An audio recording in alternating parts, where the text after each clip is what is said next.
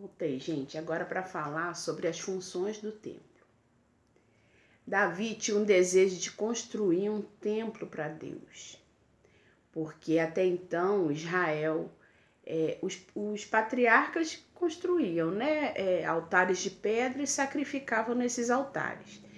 E Israel sacrificava no tabernáculo, que era como uma tenda gigante, que eles iam viajando e desmontavam, montavam de novo, desmontavam, carregava com eles.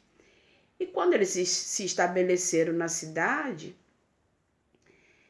Davi desejou construir, sendo que quem acabou construindo foi Salomão, filho de Davi, que também era rei, né? Então, esse desejo foi do rei e não de Deus. Deus nunca ordenou que se construísse um templo de pedra. Mas Israel acolheu e passou a cultuar e oferecer sacrifícios pelo pecado nesse templo, né? Ele servia para religar o homem a Deus. O templo era onde o homem chegava pecador e ali ele expiava a culpa dele e sacrificava animais em nome desse perdão, né? Porque no Velho Testamento tudo era sombra do que haveria de vir. Então todos esses sacrifícios apontavam para Cristo.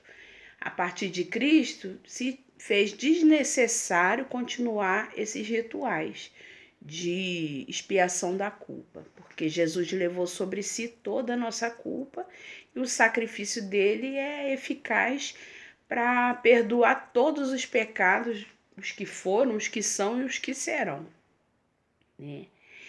Então, quando Jesus veio e revelou, todos os mistérios do Antigo Testamento e disse que ele mesmo era o Cordeiro de Deus que tirava o pecado do mundo e que o sacrifício dele seria eficaz de uma vez por todas, se fez desnecessário a existência do templo, porque o templo seria destruído e ele mesmo era o templo. Hoje nós sabemos que quem religa o homem a Deus é Cristo e não mais sacrifícios de animais.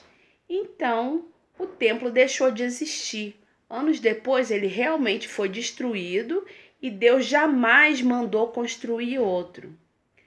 Só no ano 300 e pouco é que o imperador Constantino de Roma que fez um decreto autorizando os cristãos a construírem um lugar de culto, né? Sendo que o culto eficaz é o de Cristo. O homem não tem condição nenhuma de prestar culto a Deus. Isso é um outro ponto. Mas o que eu queria dizer é que o lugar construído, depois de passados séculos e tal, a ideia que nós temos hoje é que aquele lugar é sagrado, aquele lugar onde se pratica as reuniões cristãs, ele é sagrado, ele é um endereço, é a casa de Deus. O que eu queria dizer para vocês é que casa de Deus não existe construção humana que mereça receber esse nome, porque o Espírito Santo ele habita no templo de carne, que somos nós.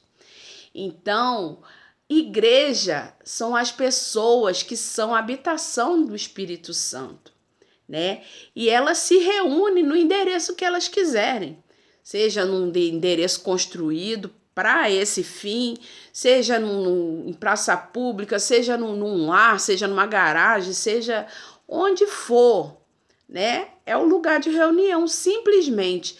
Não tem nada de sagrado, não tem nada de templo, não tem nada de casa de Deus, Hoje em dia, muitos cristãos, a maioria não vai nem entender o que eu estou dizendo, eles consideram aquele endereço tão importante que eles só se sentem cultuando, adorando a Deus quando eles se deslocam de suas casas e vão para esses endereços.